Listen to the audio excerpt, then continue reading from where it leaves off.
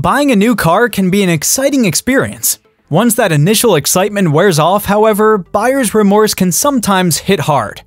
A fresh iSeeCars study seeks to analyze that heartbreak through a report that reveals the new SUVs most often sold, returned, and otherwise bailed out of within the first year of ownership. The study looked at over 46 million new car and SUV sales to come up with the data for this list. And we're going to focus on the top 9 SUVs owners got rid of within the first year. What factors push people to give up their new SUVs so quickly? Let's dive in and find out, but before we go, please consider subscribing for more videos like this one. Number 9. Porsche Macan. The Porsche Macan luxury crossover is supposed to deliver a sporty driving experience at a lower price. Unfortunately, the Macan is very expensive, especially when you load it up with brand's seemingly endless list of options. The price of the 2024 Porsche Macan starts at $62,000 and goes up to $87,000. It's smaller than most everything else in the class, and base models are saddled with the least powerful engine Porsche will sell you. The carmaker also leaves out many options that other brands like BMW and Mercedes normally include as standard. If you're looking to buy this compact SUV, then you should be aware that the type of elegance, luxury, and performance that a Porsche offers does come at a premium, including the yearly insurance costs, which is more expensive than many comparable vehicles. Maybe that's why 6.3% of owners said farewell to the Macan in their first year of ownership. Number 8. Nissan Rogue Sport. The name Rogue Sport leads buyers to believe that it's the sportier, smaller version of the bigger Nissan Rogue, but that's not the case here. The Nissan Rogue Sport is basic, entry-level SUV. It's somewhat affordable, but when it comes to reliability, it has a bad reputation. According to Consumer Reports, the latest gen Rogue Sport has a very low owner satisfaction rate. In many driving situations, the Rogue Sport feels underpowered. It's also known to get extremely noisy at highway speeds. It's no surprise that the automaker discontinued the model in 2023. Anyhow, buyers who bought the last model year ditched them so quickly. As per iSeeCars, 8.1% of the owners got rid of this crossover in year 1. Number 7. Mercedes-Benz G-Class. It's not clear when the G-Wagon became one of the most coveted cars of the newly wealthy crypto class.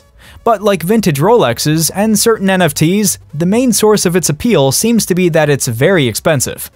The base spec G550 model starts at $144,000 for 2024, while the AMG G63 will cost at least $185,000. According to CarEdge data, the average cost of owning a Mercedes-Benz G-Class for 5 years is around $104,000. That includes depreciation, insurance premiums, maintenance, loan interest, and fuel costs. G-Wagons are hardly what most people would think of as a bargain, but for the wealthy, these luxury SUVs are rolling tax write-offs. Perhaps that's influenced just over 8% of owners who say bye-bye to the G-Class in their first year of ownership. Number 6. Mercedes-Benz GLA. The 2023 Mercedes-Benz GLA is the German luxury automaker's least expensive crossover. It has always been a go-to model for those who want to experience the luxury and comfort of a 3-pointed star without breaking the bank. The GLA is redesigned for 2021 and is the 4th model on Mercedes' front-drive architecture that includes the A-Class and CLA sedans. As far as regular trims of the GLA go, leaving the AMG version aside, there's only one available engine option for the model, namely the GLA 250. It comes in the form of a 2-liter turbocharged 4-cylinder that makes 221 horsepower and 258 pound-feet of torque, paired with a snappy 8-speed automatic transmission. Consumer Reports has given the latest generation GLA a 1 out of 5 rating for predicted owner satisfaction due to poor owner feedback. Add to the dilemma high ownership and insurance cost contributed to 8.5% of buyers ditching the Mercedes GLA after less than a year. Before we move on to the next SUV, if you're getting any value from this video, please hit the like button. Number 5. Porsche Cayenne. When the Cayenne debuted 2 decades ago, it has become one of the most important vehicles in Porsche's lineup, accounting for about 30% of its worldwide sales. People love SUVs because the space is useful, the cabin is comfy, and some come with incredible towing capability. The Porsche Cayenne elevates this experience as a luxury SUV that offers sports car-like driving dynamics. Few SUVs can match this German marquee when it comes to handling agility. It can be driven with gusto on winding roads.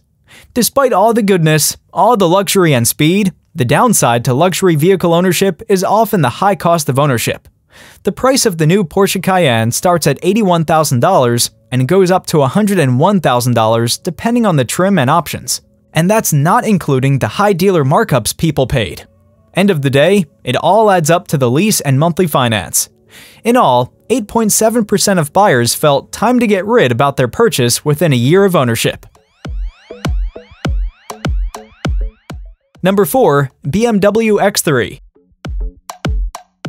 BMW has been known for sporty and fun-to-drive sedans, but its range of SUVs has slowly but steadily caught up with its sedans and coupes in terms of delivering driver enjoyment, and the BMW X3 is the perfect example.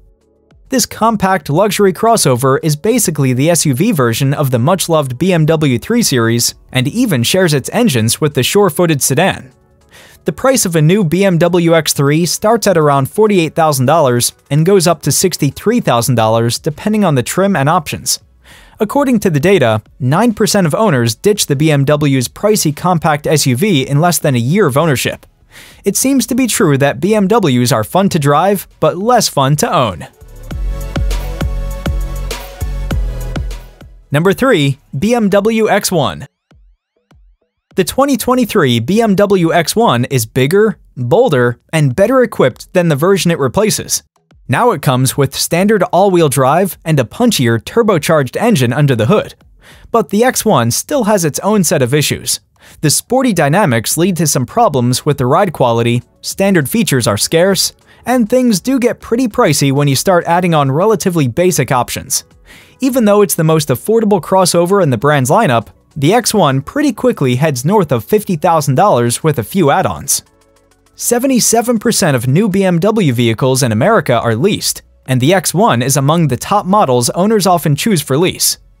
Though a 3-year lease is standard, CarEdge report shows 10.4% of the X1 owners returned them during the first year of ownership. Consumer Reports surveys indicate a general sentiment among owners that the BMW X1 does not deliver adequate value for its cost. Number 2. Land Rover Range Rover Evoque. The Evoque is more about style than function, and for new owners, it ends up being frustrating on several levels. For example, the turbo 4-cylinder has a pronounced initial delay when accelerating from a rolling stop, with power then coming on abruptly. This makes it tricky to pull out into traffic from a stop. The ride is too stiff, fuel economy is among the worst in its class, and outward visibility is hampered by thick roof pillars and chopped side windows. And many drivers find the dual-screen infotainment system is convoluted and slow to respond to commands. The front seats are okay, but tall passengers will find the rear seat snug. No big surprise here why 10.9% of owners say bye to this luxury crossover within a year. Number 1. Land Rover Discovery Sport. Back in the day, Land Rovers were bulletproof. They were unstoppable workhorses used and abused by people all over the world, and they didn't break down. Unfortunately, that is no longer the case. In fact, the story of Land Rover reliability is one of a dramatic fall from grace. The Land Rover Discovery Sport is the brand's entry-level luxury SUV, below the mechanically related Evoque in price. It uses a 240 horsepower 2-liter turbo 4-cylinder mated to a 9-speed automatic transmission. Common complaints new owners had were power delivery being uneven, either too little or too much, and the transmission is neither smooth nor responsive. The ride is stiff-legged. One owner wrote, "I hate the turbo lag. It's very dangerous when pulling into traffic or needed acceleration for lane changing." Poor reliability, high maintenance costs, and a driving experience that doesn't live up to the hype likely influenced the 11.8% of buyers who gave the Discovery Sport a send-off party in ownership year 1. That wraps up our video. I hope you learned something valuable today. If so, please give us a like and hit the subscribe button. See you soon with another informative video.